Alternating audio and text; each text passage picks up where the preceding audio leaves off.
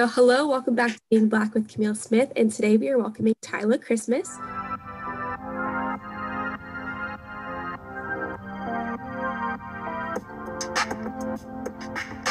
Tyla received her Bachelor of Arts in Biology from the University of North Carolina at Greensboro in 2018, and she is a skincare enthusiast and often talks about things you should know about skincare, which actually is what drew me to her Instagram page. I'm super excited to be talking to her today because I love just seeing Black women winning and having similar interests as me. So this is Same. exciting. And without further ado, Tyla, what does being Black mean to you? Uh, so this question was so hard for me to think about because I feel like as soon as I think what does Black being mean to me, I also consider what being Black means to the entire Black community. Mhm. And so I start to think okay, well, this means being Black to me, but what if other people don't agree with that definition of being Black, or what if that definition of being Black excludes a large group of Black people, because we're not a monolith, we're all different and we all have different stories. But I guess for me, being Black is really submerging yourself in the culture and the cultural experience that we get that's super different than anyone else, and the fact that across the diaspora, excuse me, there's things that are so different about us, but also I could call somebody right now who grew up in Jamaica and be like, did your mom do this growing up? And she'd be like, yeah, she definitely did. So for me, those are the things, that's really what it is about being Black. The way that we can all on social media and Twitter, Black people from all over the world can share our stories, and they're so different, but so similar. We all have that kind of shared experience. For me, that's really what being Black is about. And then, do you have a concrete experience or memory of, figuring out that you were Black? So I was just talking to my mom about this the other day. So I think I was probably in maybe sixth or seventh grade. And I grew up in inner city Boston, but I used to go to school in suburbs. So I spent a lot of time in the suburbs, my friends' houses, sleepovers, all of that. And I had my hair straightened and I forgot my scarf at home. And so I asked one of my friends, who just happened to be white, hey, do you have a scarf I can borrow? And she literally gave me a wool winter neck scarf. And in that moment, I realized that she had no clue what I was talking about. And I think that was the first moment that I was like, okay, I'm Black and there's a different experience and a different set of knowledge that I have that people that don't look like me might not have. And when I came home and I told my mom about it, and one of the things that she told me was in order to be successful in this country as a Black person, you have to have some sort of knowledge of white culture. You have to. It's not really a way to get around that. But white people don't necessarily have to have that same thing in order for them to be successful here. So a lot of them just don't, because it's not pertinent to their life for them to learn about our culture in that way. And so that for me was definitely the first time that I was like, okay, I have to move through this world a little bit different than some other people. Mm-hmm. And talk a little bit about growing up in your area. So you said that you grew up in inner city Boston, but you went to school in the suburbs of Boston. Talk about that. Yeah, so because I grew up in the inner city, but I went to school in the suburbs, I kind of always had the best of both worlds type of experience. Obviously, my family is Black. So when I was home, I was around Black people. My cousins are Black, my aunts are Black, my uncles are Black. If I was in Boston, I was hanging out with Black people. But as soon as I went to school, it was a huge flip. Most of my friends weren't Black. I had maybe two friends that were Black. Definitely had friends of color, but that's not the same thing as being Black. And then I had a lot of friends that were white. So for me, there was a lot of back and forth on okay, I talk like a white girl. What does that mean? Does that mean that I'm not Black? Or I have this set of knowledge. Does that mean that I'm not Black? Or I move through the world this way. Does that mean that I'm not Black? So that's a lot of what I struggled with growing up. And also kind of coming from a family that didn't necessarily have the same experience as a lot of my Black peers, and just kind of navigating through what does that mean for me as a Black person? Does that mean that I am not Black, or that I can't identify with the Black experience? Should I not call myself Black? And so that was, for me, was a big thing growing up. And I also lived in the South for 10 years of my life. And so that was a staunch difference for me too. That was the first time in my life that I had all Black friends. I did not have one person in my circle that was not Black. And it wasn't necessarily by choice. When I moved to North Carolina, the people that gravitated towards me were the Black people. So that's who I was going to hang out with, because I never had to experience going out of my way to make white friends. That was weird to me. So I wasn't that. So that was my experience growing up. Yeah, so then going to North Carolina to study biology, did you feel that that was any different? Like you said that your friends eventually did become like the majority Black people, but like in your classes, was there anything different? Yeah, definitely. There was just a huge lack of learning about any culture that wasn't white, to be honest. When I growing up in Boston, there's such a heavy presence of all kinds of cultures that in school, even though I was going to a predominantly white school, we celebrated Diwali, we celebrated Chinese New Year and things like that, things that weren't necessarily pertinent to white culture. We didn't really celebrate Black culture things, but at least I was being exposed to something else. Whereas in North Carolina, it was like, white people, that's it. Like, we might sprinkle a little Martin Luther King and Malcolm X in there, maybe a little Rosa Parks and Harriet Tubman, but that's it. So that was probably my hugest difference. As far as like high school, college, to be honest, unless I was in class, I just wasn't hanging with, like, I just didn't spend time with white people because I didn't have to. I don't know if did you go to UNCG? You went to UNCG? No, right? I went to Villanova University. Oh, okay. Well, if you know anything about UNCG, we had a huge Black population there. I think the school's like 20-something% Black, which is super abnormal for a non-HBCU. So I really didn't have to spend my time around non-Black people if I didn't want to, because there was so many on campus for me to spend my time with. But having professors that I can't identify with, that definitely weighed on me a little bit. I had some friends, my best friend at the time went to an HBCU, and to see the interaction that she had with her professors and how invested they were in her, simply because she was a young Black person, and I wasn't really getting that energy from my professor. So I feel like that affected the way that I felt about school. I didn't really care about it that much. And then do you have any advice for your younger self? Advice for my younger self. I think the biggest advice I would have for my younger self is to just believe in myself. There's so many things that I've done, even within the past few years, that my younger self would have never even thought was possible. For a long time, I had a problem even just doing the simplest thing by myself. I didn't even want to like go to the cafeteria and eat by myself because I was so, I don't know, I was so afraid. Now that I look back, I'm not even sure exactly what I was afraid of. And I still deal with that fear a lot. I guess, fear of the unknown and fear of the uncontrolled things that I can't control. But I think I would just tell my younger self, like, you can do it, believe in yourself. And it's not as bad as you think it is. Like, once you do it, it's not as bad as you think it is. Yeah, because you're doing real big things. And I really hope that you plug that towards the end of the video, because I feel like I've only followed you I found your page, I want to say maybe a month or so ago. And like every single time that I see you post about something, I just like get happy about it. Like, I don't know, I just feel like you're really like doing things that like you want to do. And like, it sounds weird to phrase it that way, but like when I again see Black people, specifically Black women, doing things that they're interested in, especially Black women in STEM, it's like, that's just cool. Like, Because it's so far and few between, exactly. So I'm just really happy that, of course, now I get to talk to you, and I'm super excited about our topic today.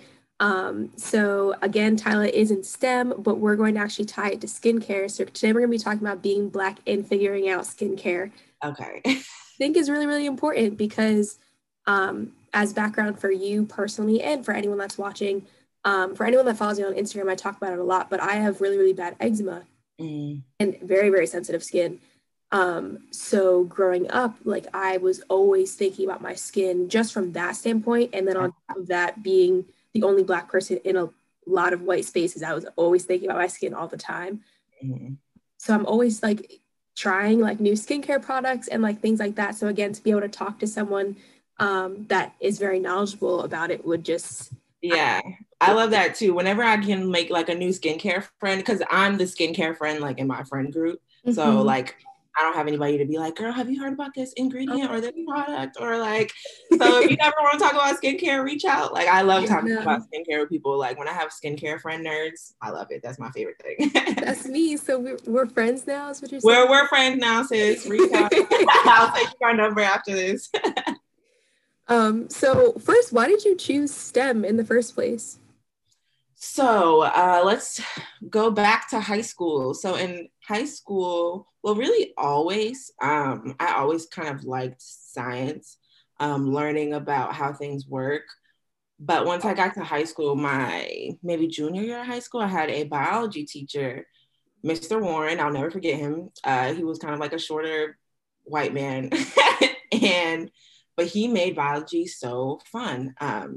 He was one of those teachers that would make YouTube videos. Like he would make covers of like Black Eyed Peas songs to like help us remember cellular functions and different things like that, like what different organelles did and stuff. And there's songs like to this day, I'll sing it in my head. And so that was really a catalyst for me to be like, oh, one, I'm good at this. Like, I get it. It makes sense to me. And two, I love learning about how my body works. Like, that is so cool. It's cool for me to be like, okay, when I do this and this pops, it's popping because of this. Or like, even the smallest thing, like, for example, he told us when you choke or when you have a hiccup or something, it's an epiglottis failure. And I'm like, an epiglottis failure, what is that? Searches it, it's like, okay, that's a little flap that goes back and forth between your esophagus and your airway that makes sure food doesn't get in your lungs. And it's like, okay, like, and now every time I burp or I choke or anything, I'm like, oh, epiglottis failure. And so like for me, it was just like I love learning things like that.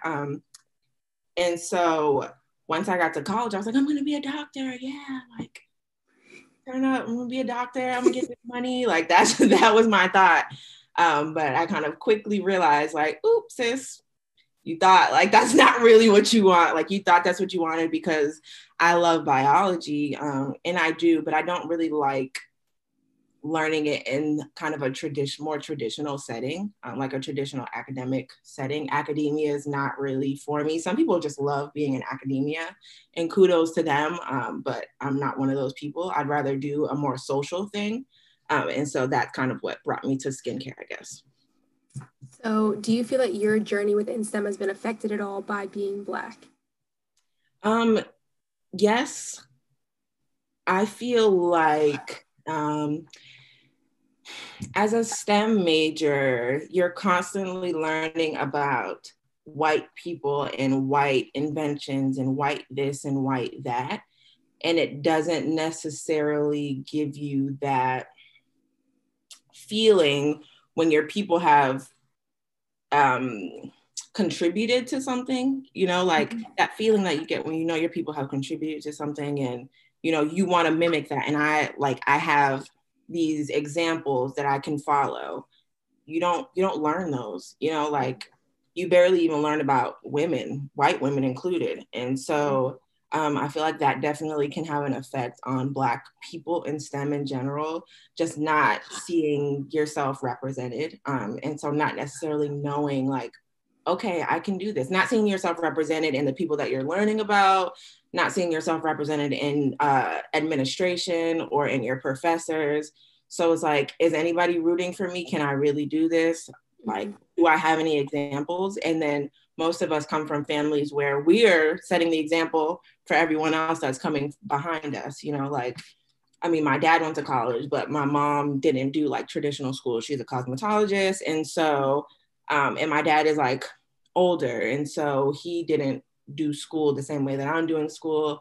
So I kind of had to set that pace for me and my siblings.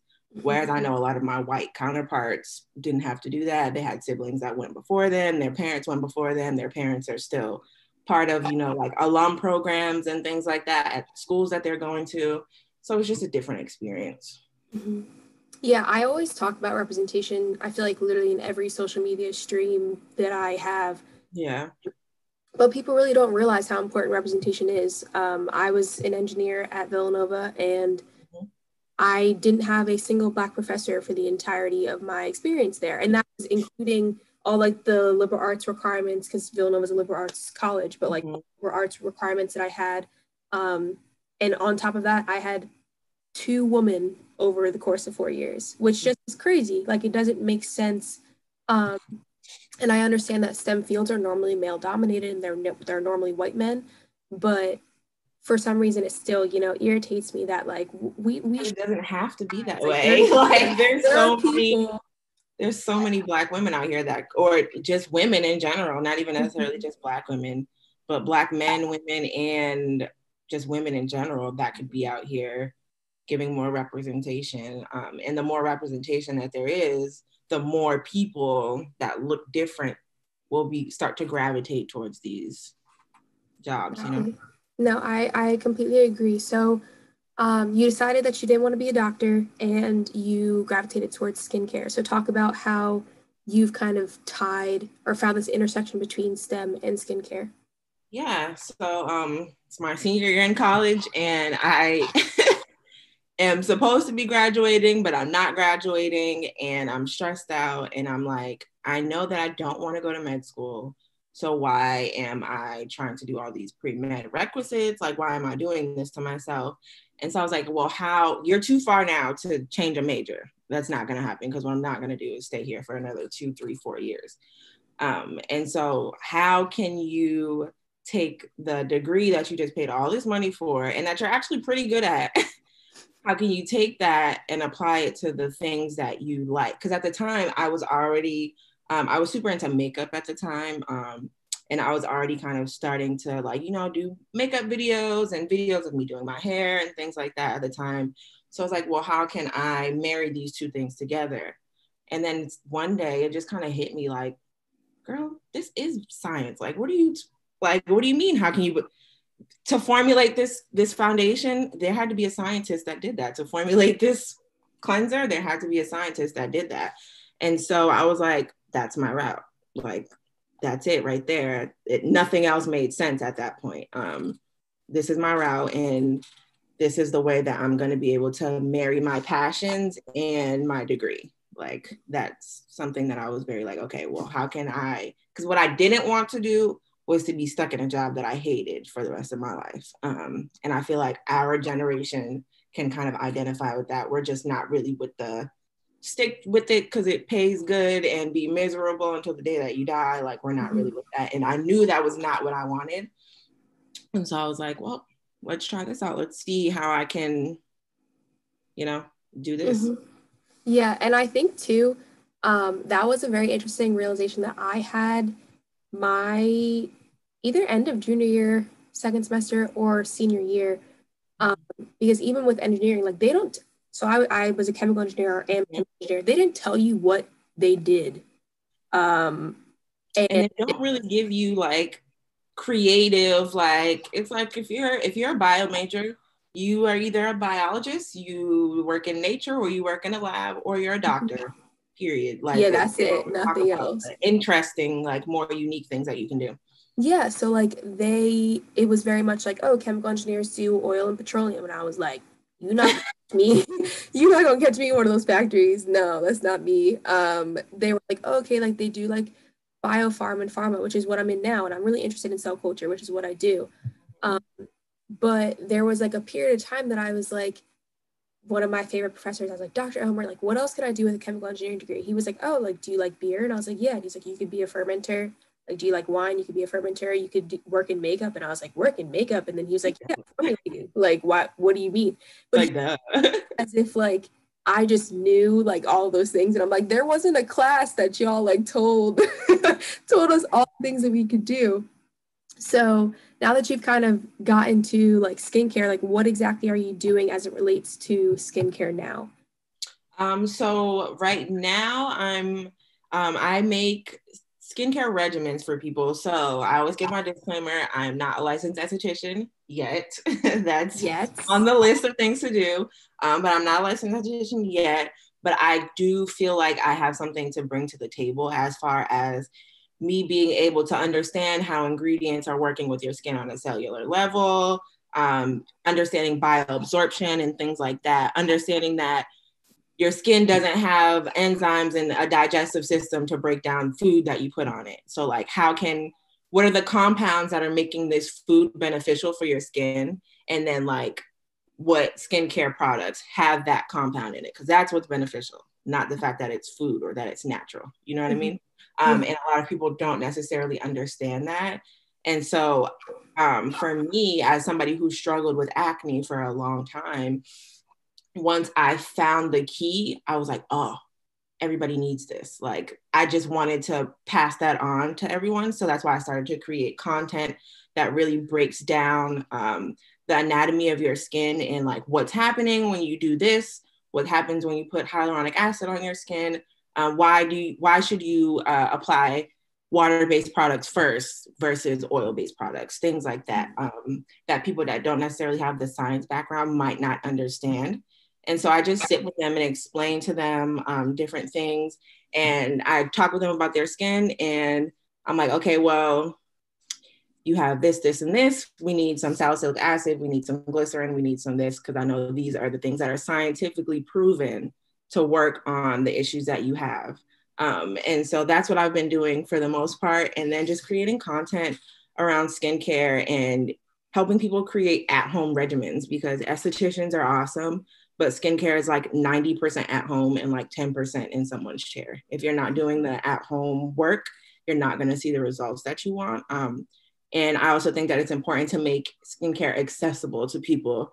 People don't know that they can get cheaper products that they might not have the same efficacy, but they'll get you where you want to go until you can afford something that's a little bit more, nicely formulated or whatever. But there are things on the market that you can use. You don't have to spend $100 on a serum to get the result that you're looking for, Yeah, and that's, I think something that, or the reason that I think this is so cool is because I had eczema when I was growing up. Like, I always went to the dermatologist all the time. Right. So for you, that was kind of normal. Yeah, and the cool thing about my dermatologist in particular is a lot of people don't realize that all skin conditions don't look the same on black skin, melanated skin. And my doctor, he's a MD PhD, so like he actually had the time to like concentrate in melanated skin, because there are differences. Eczema looks different on a white person than it does on a black. That is probably the biggest downfall, is that one, professionals are not even taught how stuff looks on our skin at all. For example, I wanted to get microneedling, and the esthetician that was going to do it on me was white. And she didn't even think, I did my own research, and she didn't even think to ask me if I was like prone to keloid scarring or anything, which I am. And so like I had to bring that up to her, and she was like, oh, well, can I see your scars? And I showed her my scars, and she didn't even feel comfortable determining whether they were keloid scars or not. She wanted me to go to a dermatologist for them to determine before she would do work on me and stuff like that. Lord forbid, if I didn't know better to have asked, I could have walked out of there with a huge keloid growing out of my face and a week later or a few months later, And so I feel like that's a really big problem. Yeah, but people just don't realize that. So I was very blessed to find this dermatologist when I was much younger. Like, my parents found him for me. And because of that, like, because he could easily diagnose things, because he knew what he was looking for, he fix it. Like, the skincare regimens like were much easier for me to get, and then I wouldn't have to deal with, at least I still had outbreaks, but like they would be like spaced out. At least you knew what to do to like get it back, to get your skin back to equilibrium, Yeah. So, and then something else too, I put a poll on my Instagram story because again, like, I love like getting skincare products from right now I'm really, really trying to push Black-owned skincare brands. I've like basically replaced all of my skincare products with Black-owned skincare products. Like, really cool.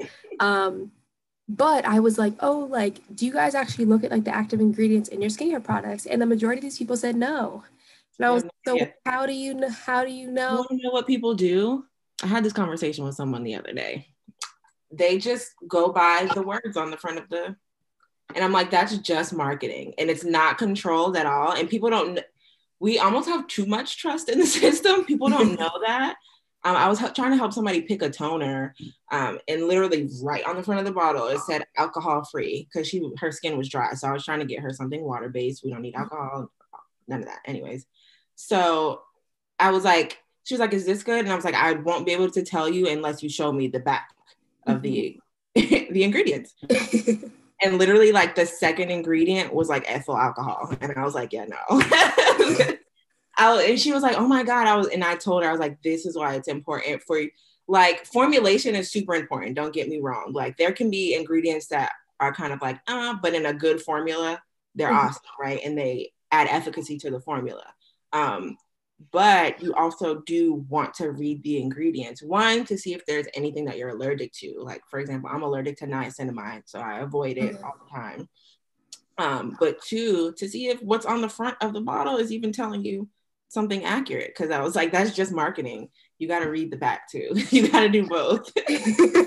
Yeah, so for those that are watching, please look at the ingredients. And again, you can follow Tyla because she talks about what active ingredients do or what they're supposed to do for your skin. And again, like something else too that I think people don't realize, even if they have a science background, like let's say like uh what's a like vitamin C is supposed to be hyperpigmentation, but like maybe you need to combine it with something else to actually see the results that you want. Right, the efficacy, to up the Just efficacy. because it is supposed to help with hyperpigmentation, it's not going to just immediately fix And it. then people also don't know, but this is where it kind of gets a little like, people also don't know how like volatile ascorbic acid can be. You know, like they don't understand why vitamin C serums are so much more expensive than other things. And it's because it's so hard to stabilize the like regular ascorbic acid, which is why there's so many derivatives and things that you also see in skincare.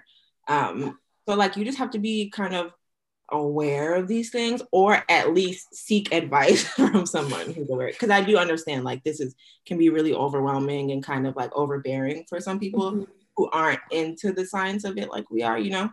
They're like, my mom is like, I don't want to hear all that, just tell me like what to get and tell me how to use it, that's it, you know.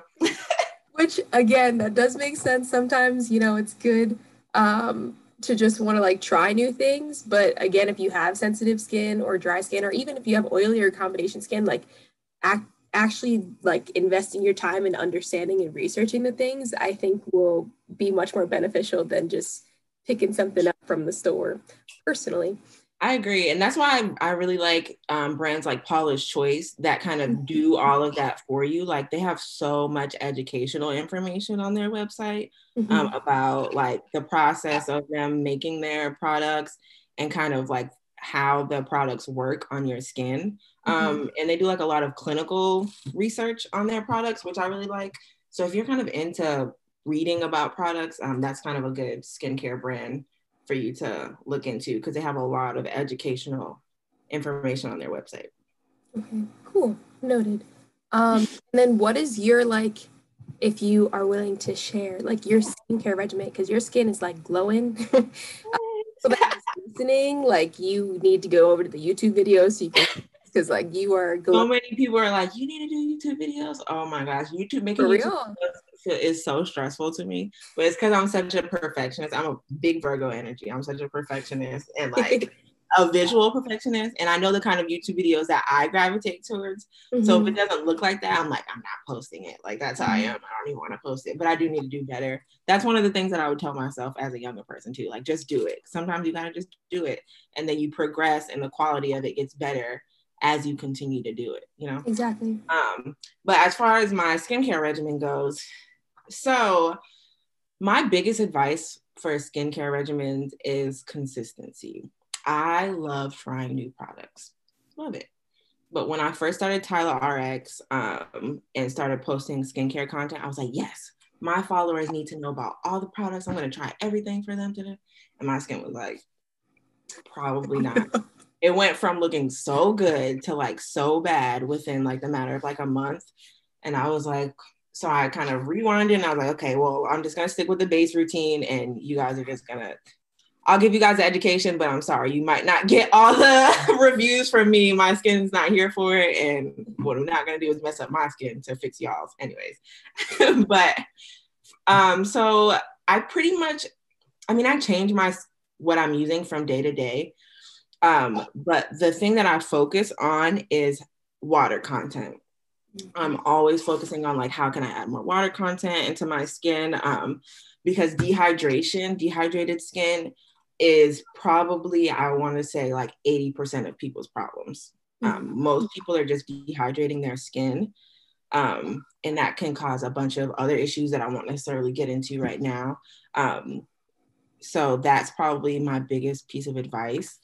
Like I said, I love Paula's Choice. I use one of their cleansers. I wish I would have known that you were going to ask. I would have had everything right here. So I use their Redness Relief Cleanser. I have more oily kind of combination. I'm more oily here and then a little bit drier around.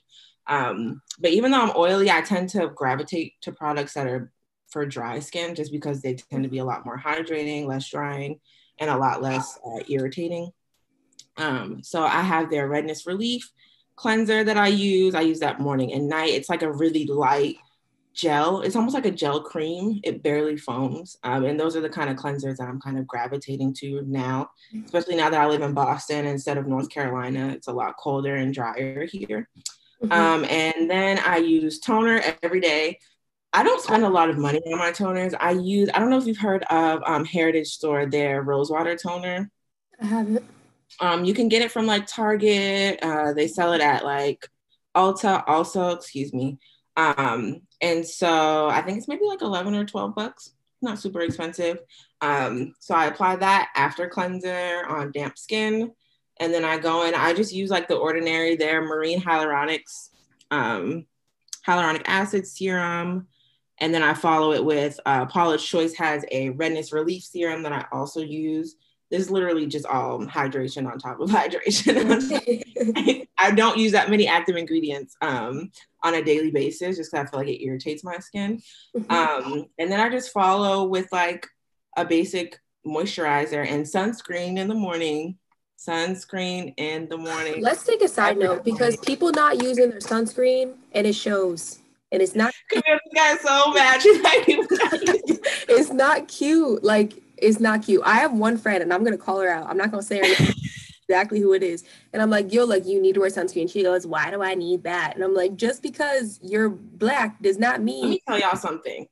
Black people, we get skin cancer at significantly lower rates than white people, but we die from skin cancer at higher rates than white people because we do not wear sunscreen. We do not go to the dermatologist when we have moles, spots, and things to get them checked out.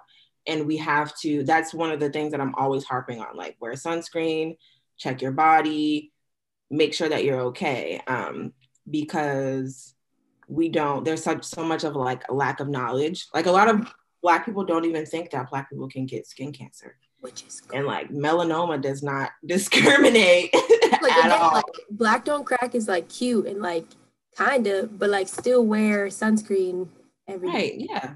Still protect yourself, your face at bare minimum, like if you're not gonna do anything else. Because people also don't know that UV rays are like 85% of what ages you outside of like your lifestyle choices and your skincare choices. If you're not wearing sunscreen, literally anything else that you're doing skincare wise is pointless.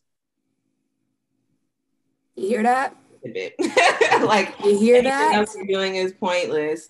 If you're not wearing sunscreen, you're more likely to be dehydrated. You're more likely to have fine lines. You're more likely to have pigmentation issues on your skin, as far as like tone issues.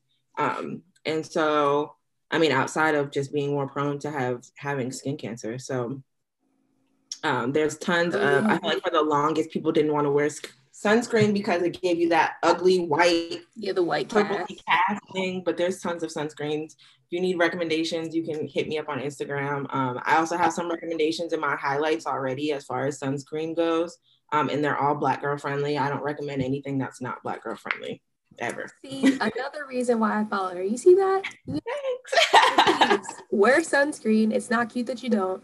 And we know that you're not. Because you literally, I put that on my Instagram story and I was like, who wears sunscreen every day? And the majority of y'all said no. So No, I had to get on my mom about that because she's been using like retinol under eye creams and not putting sunscreen on.